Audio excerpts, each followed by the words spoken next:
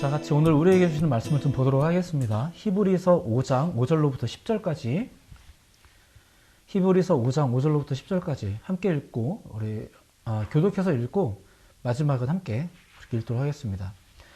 또한 이와 같이 그리스도께서 대제사장 되심도 스스로 영광을 취하심이 아니요 오직 말씀하신 이가 그에게 이르시되 너는 내 아들이니 내가 오늘 너를 낳았다 하셨고 또한 이와 같이 하나님께서 말씀하시되 내가 영원히 멜기세덱에게 감사했다는 제사장을 하셨으니 그는 육체에 계실 때에 자기를 죽음에서 능히 구원하실 이에게 심한 통곡과 눈물로 간구와 소원을 올렸고 그의 경건하심으로 말미암아 들으심을 얻었느니라. 그가 아들이시면서도 받으신 고난으로 순종함을 배워서 온전하게 되셨은즉 자기에게 순종하는 모든 자에게 영원한 구원의 근원이 되시고 하나님께 멜기세덱의 반차를 따른 대제사장이라 칭하심을 받으셨느니라. 아멘. 자, 오늘도 예배의 자리에 함께하는 모든 분들 또 그리고 우리 영상을 통해서 함께 오늘의 말씀을 나누는 모든 분들에게 하나님의 은혜와 축복이 가득하시길 예수님의 이름으로 축복해 드립니다. 자, 기독교 신앙에서는 그 선제된 요소의 확실성과 그리고 그 반응으로서의 확신이 굉장히 중요합니다. 갑자기 어려운 말인 것 같긴 한데 그 선제된 요소의 확실성, 선제된 요소라는 게 뭐냐면은 하나님의 은혜, 그분의 실존과 일하심, 또 그분의 구원하심과 약속 등 뭐 이런 걸 말하는 겁니다. 그것들이 확실하다는 것은 1차적으로 성경의 기록을 통해서 볼 수 있죠. 또한 보려고만 한다면 얼마든지 볼 수 있는 이 땅에서 펼쳐지는 온갖 역사를 통해서 우리가 알 수 있습니다. 그게 이제 선제된 요소로서의 확실성. 얼마나 그것이 확실했냐, 하나님이 정말 얼마나 확실하게 살아계신 분이냐, 이런 증거들. 이렇게 선제된 확실한 증거들은 또한 우리의 반응으로서의 확실한 반응을 좀 요청합니다. 그것이 결국 온전한 믿음, 확신, 뭐 이런 문제일 것입니다. 같은 얘기겠지만 이렇게 성도들의 확실한 믿음을 위해서 확실한 하나님을 보여주는데 최선의 기록을 담아내고 있는 게 또 이제 이 성경이라는 책이고요. 그것은 성경의 구조를 통해서도 잘 알 수 있습니다. 자주 드렸던 이야기이기도 한데 특별히 우리의 성경은 구약으로 시작을 하는데 구약의 39권은 이제 앞선 17권을 통해 그 하나님께서 어떻게 역사하셨는지에 대한 기록이 먼저 나오고 그 다음에 5권을 통해 사람의 그 내적 반응과 고백을 기록하고 있고 그 이후에 또 17권의 예언을 통해서 하나님의 마음을 나타내고 있다. 뭐 이런 설명을 드린 적이 있는데 그렇게 성경은 그 순서상으로도 하나님께서 이루신 확실한 일들을 먼저 읽도록 배치가 되어 있다는 거예요.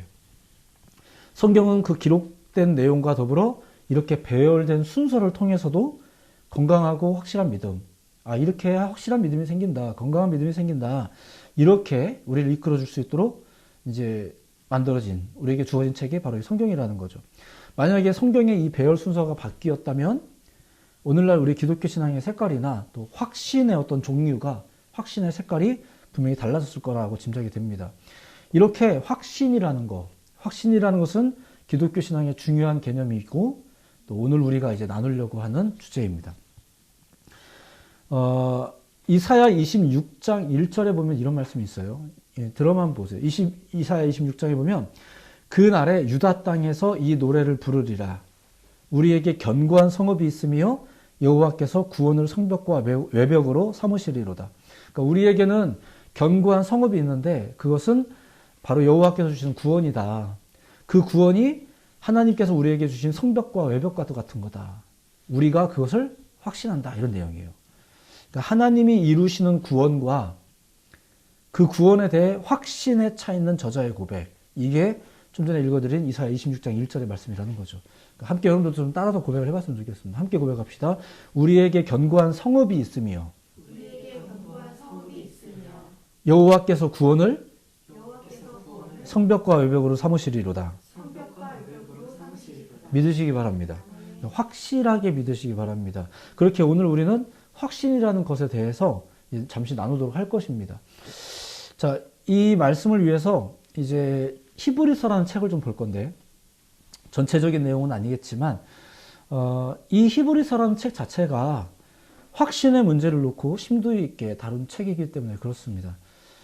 히브리서는 몇 가지 상황을 좀 전제로 이제 쓰여졌습니다. 먼저는 이 서신을 받는 성도들의 초기 열정이 많이 식었다는 겁니다.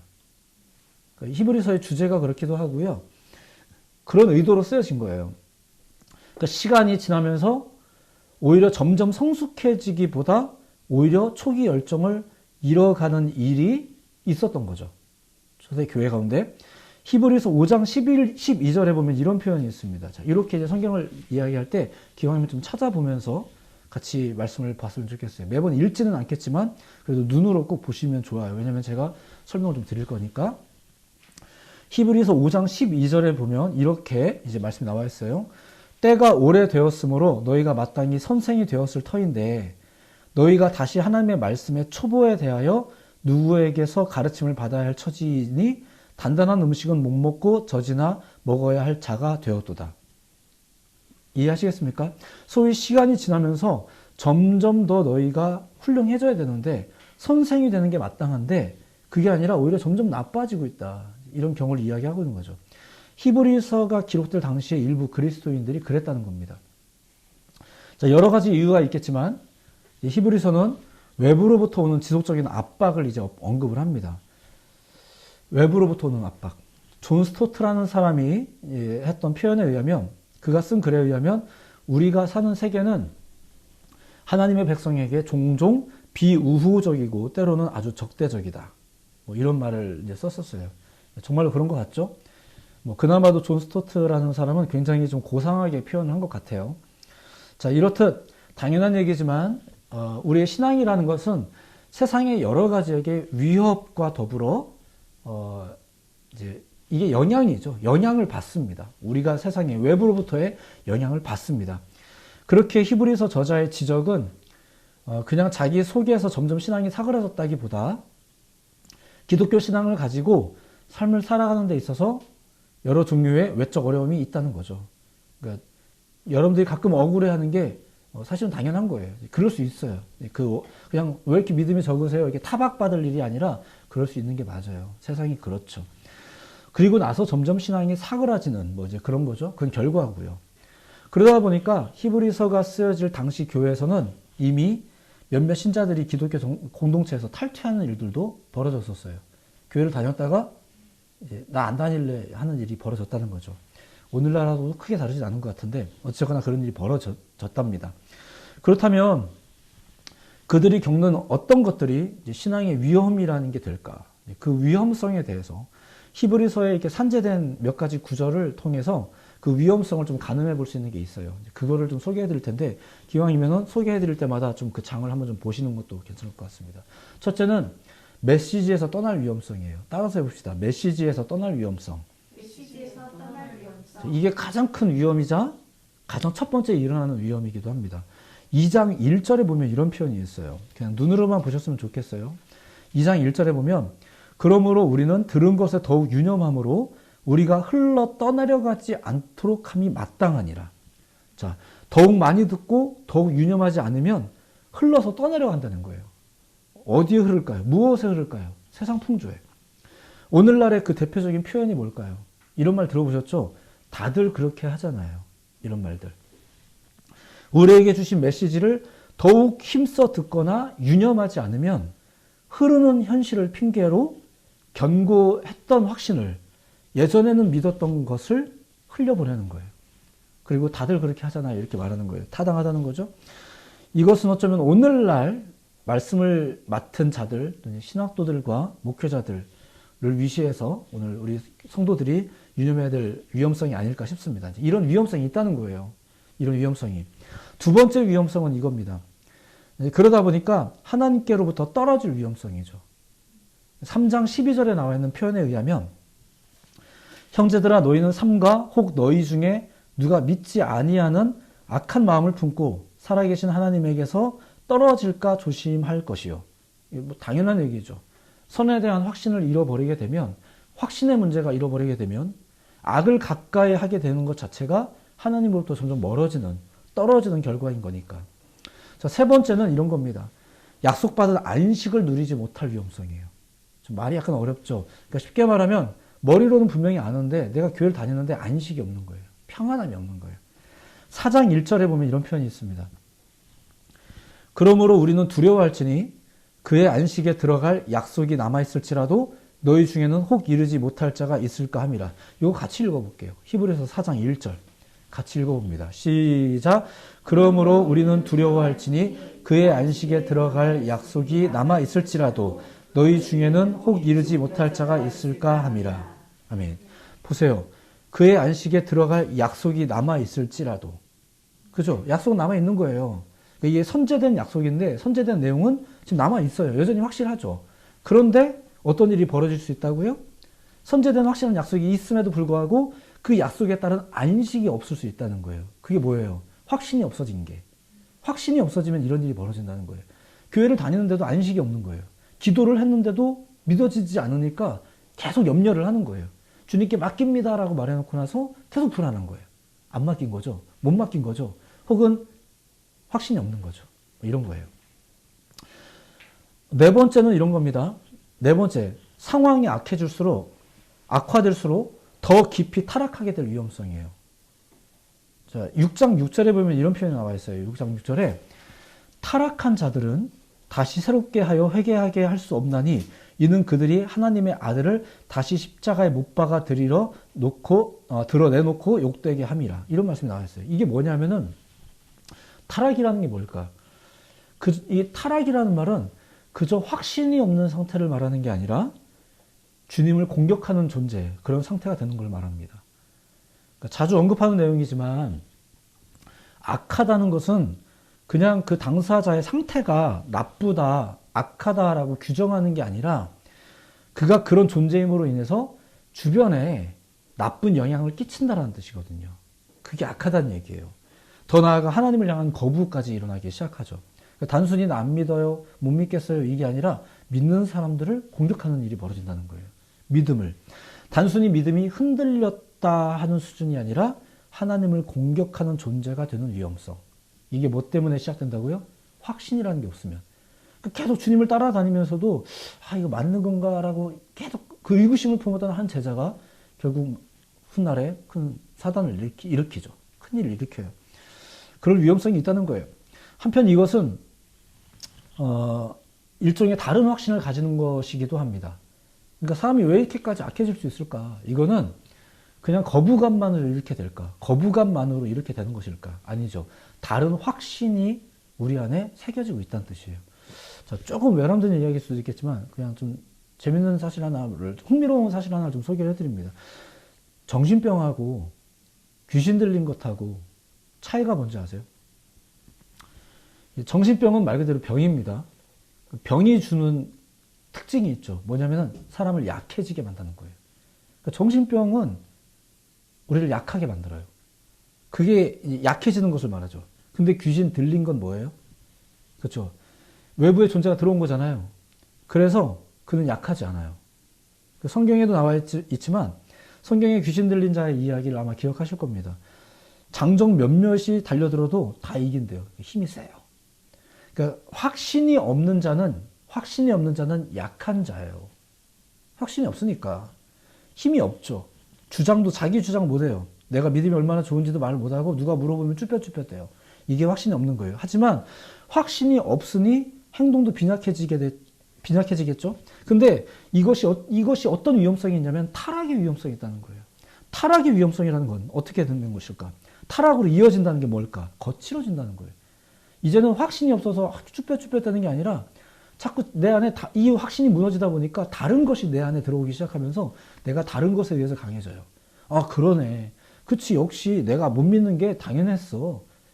이러면서 강해지죠. 내 생각이 강해지고 내 주장이 강해지고 내 인식이 강해지고 이러면서 하나님을 대적하는 것이 되는 거예요.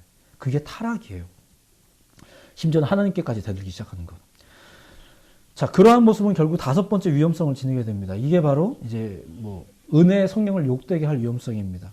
10장 29절에 나와 있는 표현인데 그냥 읽어드릴게요. 하물며 하나님의 아들을 짓밟고 자기를 거룩하게 한 언약의 피를 부정한 것으로 여기고 은혜의 성령을 욕되게 하는 자가 당연히 받을 형벌은 얼마나 더 무겁겠느냐. 너희는 생각하라. 자, 약한 자를 넘어 악한 자가 되는 것, 그게 타락이라고 말씀드렸습니다. 그리고 이러한 타락은 결국 하나님의 하나님 되심을 이제 가리게 되죠. 은혜의 성령과 그 역사를 퇴색시키게 됩니다. 그리고 그런 자들에게 대한 그런 자들이 받을 형벌은 얼마나 무겁겠느냐, 이런 이야기가 히브리서 10장 29절의 말씀이에요. 그리고 이어지면서 우리들에게 이렇게 말하죠. 너희는 생각하라, 이렇게 말해요. 이러한 위험성에 대해서 우리가 인지할 필요가 있다는 겁니다. 이렇게 여러 위험성이 넘치는 세상에서 우리는 지금 확실한 신앙으로 살아야 한다는 요청을 받고 있는 거고, 오늘 이런 설교를 또 하고 있는 거죠. 그러니까 우리는 생각을 해야 됩니다. 이런 일에 대해서 긴장하고 염려하는 일이 필요합니다. 그래서 무엇에 집중해야 할지, 혹은 무엇은 거부해야 될지, 무엇을 감수해야 되고 무엇은 피해야 할지 등, 자, 그런 목적 때문에 쓰여진 게 히브리서라는 겁니다. 자, 이미도 눈치채셨겠지만 히브리서 저자의 이런 우려는 오늘날에도 동일하게 충분히 고민해야 될 내용들일 것입니다. 자, 실제로 히브리서는 당시의 신앙인들을 향한 일종의 설교라고 이제 많은 해석가들이, 주석가들이 그렇게 설명하고 있습니다. 그리고 그 끝은 편지 형식으로 마무리가 되고 있고요. 자, 그렇다면 이제 이런 여러 가지 종류의 우려함, 확신의 문제가 흔들리면 이런 위험성이 있다라는 몇 가지 우려함들을 소개해드렸는데, 이런 우려함 속에서 우리가 할 수 있는 것은 과연 없을까? 아무것도 없는 것일까? 그저 이런 지적들을 들으면서 우리가 두려워하고 긴장감에만 빠져 있어야 된단 말일까? 당연히 아니죠. 성경은 우리가 위축되기보다 확신에 차 있기를 바라는 책입니다. 히브리서 역시 여러 다양한 상황을 짐작하고 염려하며 말씀을 전하고 있지만, 그 모든 문제에서 굳건하게 설 확신의 문제, 그것을 강력하게 증거하고 있습니다. 그게 뭘까? 당연히 예수님에 관한 거죠. 당연히 예수님에 관한 거예요. 그분의 확실함, 그리고 그분의 우월함. 오늘 읽어드린 본문이, 오늘 우리가 이제 본문으로 삼은 이 구절이 바로 그 내용을 증거하고 있습니다. 히브리서 기자는 이제 예수님이란 대상이 있어요. 너무 당연하죠. 우리 복음의 가장 핵심적인 대상입니다. 근데 그 대상에 대해서 설명을 하는데, 그분이 어떤 분일까? 가장 우월하고 탁월하다라는 것. 그분은 너무 확실한 존재라는 것을, 그걸 설명하고 있다는 거예요. 앞서 3장의 내용을 보시면은 모세와 예수님의 유사성을 비교하는 내용이 나와요. 근데 그러다가 그 비교를 하다가 굉장히 유사하다, 모세와 예수님이 유사하다라는 것을 설명하다가 결국은 그 우월성에 있어서는 차이가 있다, 이렇게 이어져요. 그게 히브리서 3장 3절. 이거 한번 같이 읽어봅시다. 히브리서 3장 3절. 같이 읽어보겠습니다. 시작. 그는 모세보다 더욱 영광을 받을 만한 것이 마치 집 지은 자가 그 집보다 더욱 존귀함 같으니라. 자, 모세와 예수님이 굉장히 유사한데, 근데 예수님은 모세보다 훨씬 우월하다, 이 내용이란 얘기예요. 오늘 본문도 형식은 그와 똑같습니다. 예수님을 대제사장으로서 아론과 비교하고 있는데, 둘 다 스스로 대제사장이 된 게 아니다. 하나님의 부르심을 받아서 그렇게 된 거다. 이 부분에 대해서는 이제 아론과 예수님이 이제 유사하다라고 설명하고 있다는 거죠. 그런데 그리스도는 혈통에 따른 대제사장이 아니라 하나님의 아들로서 대제사장이다. 5절을 함께 읽어보겠습니다. 5절. 같이 읽어봅니다. 시작. 또한 이와 같이 그리스도께서 대제사장 되심도 스스로 영광을 취하심이 아니요 오직 말씀하신 이가 그에게 이르시되 너는 내 아들이니 내가 오늘 너를 낳았다 하셨고. 아멘. 예수님의 실존적인 탁월함을 말하는 거예요. 예수님은 그 혈통과 계보를 따라 아론 지파에, 아론 그 대제사장 계보에 있는 게 아니라 하나님의 아들이라는 거죠. 이어지는 6절부터의 말씀을 보시면 멜기세덱의 반차의 이야기가 나옵니다. 자, 이 멜기세덱 반차의 이야기는 시편 110편의 내용을 인용한 것입니다. 그래서 이 말을 시작하면서 6절에 보면 다른 데서 말씀하시되 이제 이렇게 표현하고 있는 게 그거예요. 자, 멜기세덱이라는 이름이 처음 언급이 된 건 창세기 14장입니다. 또 그의 반열이라는 의미, 반차라는 의미를 소개하고 있는 건 시편 110편이고요. 그런데 이 멜기세덱의 반차가 무엇인지, 그가 어떤 존재에 대해서 잘 설명하고 있는 건 히브리서 7장이에요. 히브리서 7장에 가보면 멜기세덱에 대한 이야기가 많이 나와 있어요. 히브리서 7장의 설명에 따르면 그 멜기세덱이라는 사람은 제사와 정치가 분리되어 있지 않던 그 고대 시절에 하나님의 제사장으로서 아브라함을 축복했던 인물이라고 소개를 하고 있어요. 그리고 그가 축복할 당시에는 아브라함의 증손인 레위는 태어나지도 않았던 때였고, 그 레위 지파의 계보 가운데서 아론이라는 인물, 아론은 레위가 태어난 후 400년 후 인물입니다. 그런 이전부터 존재했던 아주 신비로운 인물. 7장 전반의 설명을 통해서 이 멜기세덱에 대해 결국 알 수 있는 것은 이런 겁니다. 그는 혈통에 따른 존재가 아니었다는 것. 혈통에 따라 축복할 권한과 대제사장 직임을 맡았던 자가 아니라는 것.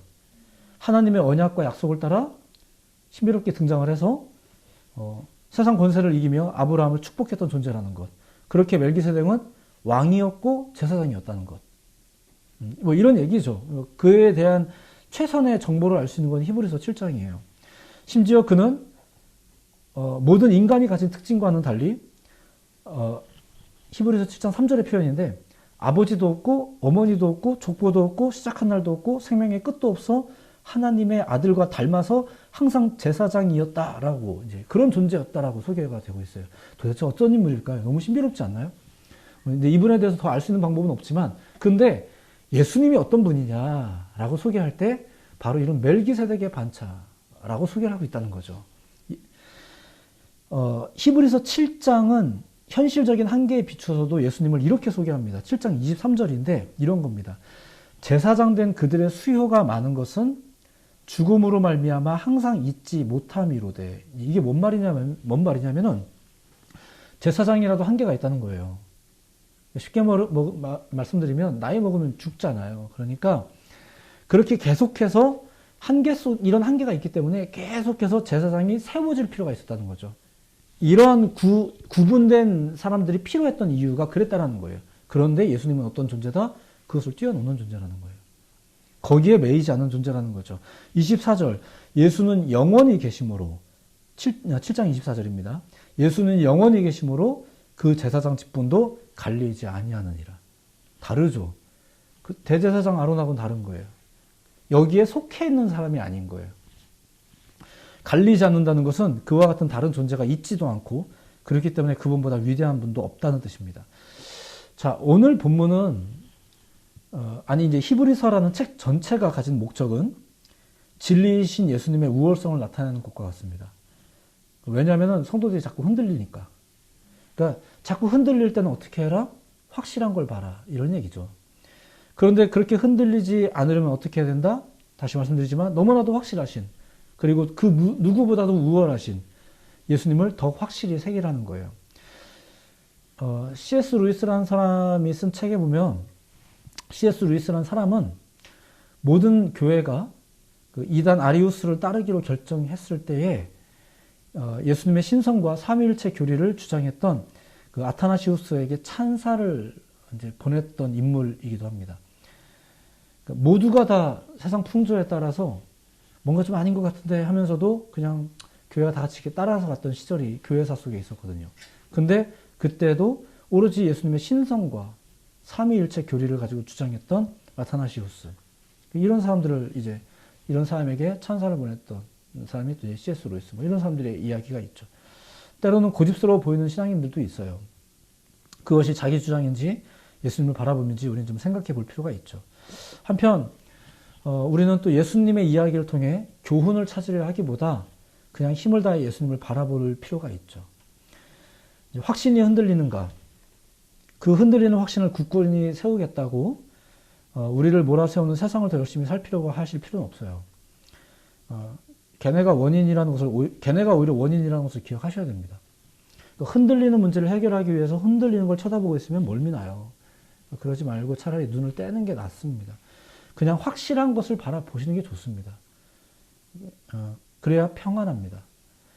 다만 너희에게 있는 것을 내가 올 때까지 굳게 잡으라. 계시록에서 두아디라 교회를 향해 하신 말씀이셨습니다. 다만 너희에게 있는 것을 내가 올 때까지 굳게 잡으라. 이게 그거예요. 우리가 그래야 할 것이죠. 근데 그렇게 하려면 어떻게 해야 될까? 가장 우월한 분이 누구인지, 가장 확실한 분이 누구인지를 이제 또 알아야겠죠. 오늘 히브리서를 통해서 우리가 그런 부분을 알 수 있다는 거예요. 예수님을 모르진 않잖아요. 하지만 가끔 그분에 대해서 의심이 가는 우리들의 마음, 가끔 흔들리는 마음, 뭐 언뜻 그분이 뭐 만왕의 왕이다 이런 말 들어는 봤는데 또 나도 믿기도 하는데 현실적인 내 모양새를 보면 그걸 믿지 못한 자의 삶을 사는 이유가 뭘까? 그러면은 그 문제거리를 찾아서 하나하나 해결을 하는 것도 좋은 방법이겠지만 성경에서 기왕 소개하고 있는 것은 강하고 확실한 것을, 가장 우월한 것을 더욱 집중해서 바라봐라 이렇게 소개를 하고 있다는 거죠. 그것이 히브리서의 권고입니다. 오늘도 가장 위대하신 하나님께서 함께 하시는 여러분의 삶과 또 모든 생각이 되시기를 예수님의 이름으로 축복해 드립니다. 이야기의 결론은 항상 그렇지만 단순하고 평범할지 모르겠습니다. 그냥 예수님 이야기일 수도 있어요. 하지만 기억하셔야 됩니다. 예수님이 어떤 분인지는 반드시 기억하셔야 돼요. 배우셔야 돼요. 그러지 못하면 예수님을 만만한 분으로 여기게 돼요. 하나님을 만만한 분으로 여기게 돼요. 그러면 3계명을 어기게 돼요. 자그마치 3번째 계명을 어기게 돼요. 주님을 업신여기게 되는 거죠. 신앙생활이라는 걸 하면서도 신앙을 별로 믿지 않게 돼요. 이런 일이 벌어지는 거예요. 이유는 하나예요. 우리 안에 확신이 사라져가는 거죠. 이 확신을 다시 한번 굳건하게 가지시는 여러분들 모두가 되기를 예수님의 이름으로 축복해 드립니다. 기도하겠습니다.